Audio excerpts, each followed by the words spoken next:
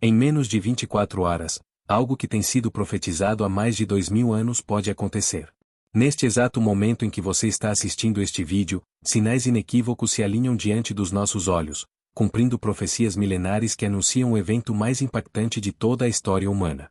O que você está prestes a descobrir mudará para sempre a forma como você enxerga não apenas o futuro, mas também o presente que vivemos.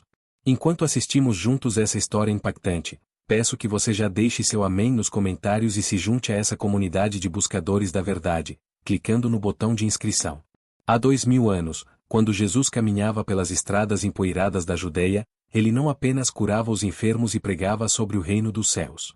Em momentos de profunda intimidade com seus discípulos, especialmente no Monte das Oliveiras, o Messias revelou segredos que permaneceram selados até os nossos dias. No Evangelho de Mateus capítulo 24, versículos 3 a 8, os discípulos se aproximaram dele em particular e perguntaram: Dize-nos quando serão essas coisas e que sinal haverá da tua vinda e do fim do mundo. A resposta de Jesus foi tão específica, tão detalhada, que é impossível não reconhecer que estamos vivendo exatamente nos tempos que ele descreveu. Mas antes de mergulharmos nos sinais que se manifestam ao nosso redor neste exato momento, preciso levá-lo a uma compreensão profunda do que realmente significa o Dia do Senhor. Esta expressão, que ecoa através de toda a Escritura Sagrada, não se refere apenas a um dia comum de 24 horas. Trata-se de um período específico na história humana quando Deus intervirá de forma definitiva nos assuntos da terra. O profeta Joel, inspirado pelo Espírito Santo, proclamou no capítulo 2 versículo 31, o sol se converterá em trevas, e a lua, em sangue, antes que venha o grande e terrível dia do Senhor. Essa profecia, dada há mais de 800 anos antes de Cristo, encontra eco perfeito nas palavras do próprio Jesus no Evangelho de Lucas capítulo 21, versículos 25 a 28, e haverá sinais no sol, na lua e nas estrelas, e, na terra, angústia das nações, em perplexidade pelo bramido do mar e das ondas. Homens desmaiando de terror, na expectação das coisas que sobrevirão ao mundo, porquanto as virtudes do céu serão abaladas. Você consegue perceber como essas palavras ecoam com uma precisão assombrosa em nossos dias? Estamos vivendo uma época em que terremotos se multiplicam com frequência sem precedentes, onde mudanças climáticas extremas deixam nações inteiras em perplexidade, onde o próprio cosmos parece estar enviando sinais através de fenômenos astronômicos extraordinários que nossos cientistas lutam para explicar. Mas o dia do Senhor não é apenas sobre julgamento. É também sobre restauração, sobre a manifestação gloriosa do reino que Jesus anunciou durante seu ministério terreno. No Evangelho de Mateus capítulo 25, versículos 31 a 34, Cristo nos revela: E, quando o Filho do Homem vier em sua glória, e todos os santos anjos, com ele, então, se assentará no trono da sua glória. E todas as nações serão reunidas diante dele, e apartará uns dos outros, como o pastor aparta dos bodes as ovelhas. E porá as ovelhas à sua direita, mas os bodes, à esquerda. Então, dirá o rei aos que estiverem à sua direita: Vinde, benditos de meu Pai, possuí por herança o reino que vos está preparado desde a fundação do mundo. Esta é a promessa que sustenta nossa esperança, mas também o chamado urgente que nos convoca à preparação. Porque o mesmo Jesus que falou sobre bênçãos eternas também advertiu sobre a necessidade de estarmos vigilantes e preparados. Deixe-me levá-lo agora a uma jornada através das Escrituras que revelará exatamente onde estamos no calendário profético de Deus. No livro de Daniel capítulo 12, versículos 1 a 3, encontramos uma das profecias mais precisas sobre os últimos tempos, e, naquele tempo, se levantará Miguel, o grande príncipe, que se levanta pelos filhos do teu povo, e haverá um tempo de angústia, qual nunca houve, desde que houve nação até aquele tempo. Mas, naquele tempo, livrar-se-á o teu povo, todo aquele que se achar escrito no livro. E muitos dos que dormem no pó da terra ressuscitarão, uns para a vida eterna, e outros para a vergonha e desprezo eterno. Esta profecia, dada há mais de 500 anos antes de Cristo, fala de um tempo de angústia qual nunca houve. Olhe ao seu redor neste momento. Guerras e rumores de guerra se multiplicam em proporções alarmantes. Nações se levantam contra nações, assim como Jesus profetizou no Evangelho de Mateus capítulo 24 versículo 7. Fomes, pestilências e terremotos em vários lugares marcam nossos noticiários diários, cumprindo precisamente as palavras do Mestre. Mas há um sinal específico que poucos compreendem completamente, e que está se manifestando diante dos nossos olhos neste exato momento. No Evangelho de Lucas capítulo 21, versículos 29 a 31, Jesus nos deu uma parábola profética, e disse-lhes uma parábola: olhai para a figueira e para todas as árvores. Quando já tem rebentado, vós sabeis por vós mesmos, vendo-as, que perto está já o verão. Assim também vós, quando virdes acontecer essas coisas, sabei que o reino de Deus está perto. A figueira, nas Escrituras, é um símbolo profético de Israel. Durante quase 2000 anos, desde a destruição de Jerusalém no ano 70 d.C., o povo judeu esteve disperso por todas as nações da terra. Mas em 1948, aconteceu algo que os profetas antigos viram em visão: Israel renasceu como nação. A figueira brotou novamente. Isso não é coincidência. É o cumprimento preciso da profecia de Ezequiel capítulo 37, onde o profeta viu o vale de ossos secos ganhando vida novamente. No versículo 21 deste mesmo capítulo, Deus declara, e diz-lhes: assim diz o Senhor Jeová, eis que eu tomarei os filhos de Israel de entre as nações para onde eles foram, e os congregarei de todas as partes, e os levarei à sua terra. Mas aqui está o que poucos percebem. Jesus disse que a geração que visse a figueira brotar não passaria sem que todas essas coisas se cumprissem. No Evangelho de Mateus capítulo 24 versículo 34, ele declarou: em verdade vos digo que não passará esta geração sem que todas essas coisas aconteçam. Se uma geração bíblica dura cerca de 70 a 80 anos, conforme o Salmo 90 versículo 10, e Israel renasceu em 1948, então estamos vivendo no final exato dessa geração profética. O apóstolo Paulo, inspirado pelo Espírito Santo, nos deixou instruções específicas sobre o dia do Senhor na primeira carta aos Tessalonicenses capítulo 5, versículos 1 a 6. Mas, irmãos, acerca dos tempos e das estações, não necessitais de que se vos escreva, porque vós mesmos sabeis muito bem que o dia do Senhor virá como ladrão de noite. Pois que, quando disserem, há paz e segurança, então, lhe sobrevirá repentina destruição, como as dores de parto àquela que está grávida, e de modo nenhum escaparão. Mas vós, irmãos, já não estáis em trevas, para que aquele dia vos surpreenda como um ladrão. Observe a precisão profética dessas palavras. Paulo fala de um tempo em que as pessoas estarão dizendo paz e segurança, mas exatamente nesse momento sobrevirá repentina destruição. Não é exatamente isso que vemos hoje? Acordos de paz sendo assinados ao mesmo tempo em que tensões mundiais se intensificam de forma sem precedentes. Mas há um aspecto do dia do Senhor que precisa ser compreendido com urgência: ele não é apenas um evento futuro distante. É um processo que já começou e está se intensificando a cada dia que passa. No livro de Apocalipse capítulo 1 versículo 10, o apóstolo João declara: eu fui arrebatado no Espírito, no dia do Senhor. João estava experimentando uma dimensão espiritual deste dia enquanto recebia as visões apocalípticas. Isso significa que o dia do Senhor tem dimensões tanto espirituais quanto físicas, tanto presentes quanto futuras. Espiritualmente, ele já começou para aqueles que têm olhos para ver e ouvidos para ouvir. Fisicamente, sua manifestação plena está às portas. O profeta Malaquias, no capítulo 4 versículos 1 e 2, nos dá uma visão tanto do aspecto de julgamento quanto de bênção deste dia, porque eis que aquele dia vem ardendo como fornalha, todos os soberbos e todos os que cometem impiedade serão como palha, e o dia que está para vir os abrasará, diz o Senhor dos Exércitos, de sorte que lhes não deixará nem raiz nem ramo. Mas para vós que temeis o meu nome nascerá o sol da justiça e salvação trará debaixo das suas asas, e saireis e crescereis como bezerros do curral. Esta é a dualidade do dia do Senhor: julgamento para os ímpios, mas salvação e cura para aqueles que temem seu nome. A pergunta que ecoa através dos séculos e que ressoa em seu coração neste momento é: de que lado você estará quando este dia se manifestar em sua plenitude? O profeta Sofonias, no capítulo 1 versículos 14 e 15, descreve a intensidade deste dia: o grande dia do Senhor está perto, perto está, e se apressa muito, amarga é a voz do dia do Senhor, clamará ali o valente.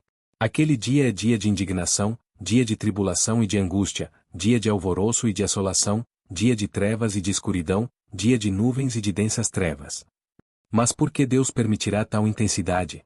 A resposta está na natureza da justiça divina e no cumprimento perfeito de sua palavra. Por milhares de anos, a humanidade tem rejeitado os chamados amorosos de Deus. Geração após geração tem escolhido o próprio caminho em vez dos caminhos do Altíssimo.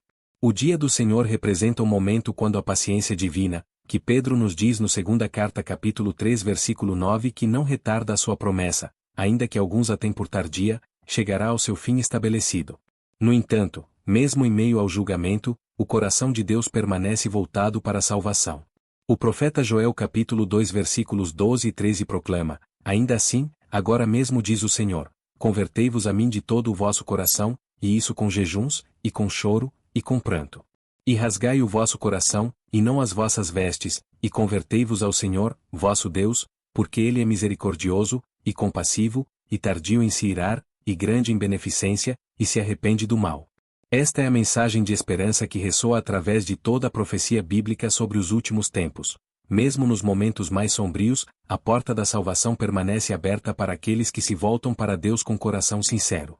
O apóstolo Pedro, na segunda carta capítulo 3 versículos 10 a 12, nos revela o aspecto cósmico do dia do Senhor, mas o dia do Senhor virá como ladrão de noite, no qual os céus passarão com grande estrondo, e os elementos, ardendo, se desfarão, e a terra e as obras que nela se queimarão.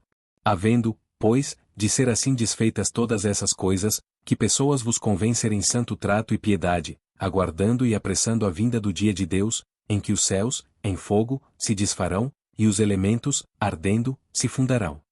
Mas Pedro não para no aspecto destrutivo. No versículo 13, ele nos aponta para a esperança gloriosa, mas nós, segundo a sua promessa, aguardamos novos céus e nova terra, em que habita a justiça. Esta é a culminação de tudo que os profetas viram, não apenas o fim do mundo atual, mas o nascimento de uma nova criação onde a justiça não será apenas um ideal, mas a própria atmosfera espiritual que permeia toda a existência. Agora, permita-me conectar tudo isso com sinais específicos que você pode observar neste exato momento em nossa geração. Jesus, no Evangelho de Mateus capítulo 24 versículos 6 a 8, disse: E ouvireis de guerras e de rumores de guerras. Olhai, não vos assusteis, porque é mister que isso tudo aconteça, mas ainda não é o fim. Porquanto se levantará nação contra nação, e reino contra reino, e haverá fomes, e pestes, e terremotos, em vários lugares. Mas todas essas coisas são o princípio das dores. Observe a expressão princípio das dores. Jesus está usando uma metáfora obstétrica. Assim como uma mulher em trabalho de parto experimenta contrações que se intensificam e se aproximam até o nascimento, os sinais dos últimos tempos seguem o mesmo padrão. E o que vemos hoje? Exatamente isso: eventos proféticos acontecendo com frequência e intensidade crescentes. Terremotos em vários lugares não são mais notícias raras, mas ocorrências quase diárias. Fomes afetam milhões de pessoas simultaneamente em diferentes continentes. Pestilências, como a que vivenciamos recentemente, paralisam nações inteiras. Guerras e conflitos armados se multiplicam em proporções alarmantes.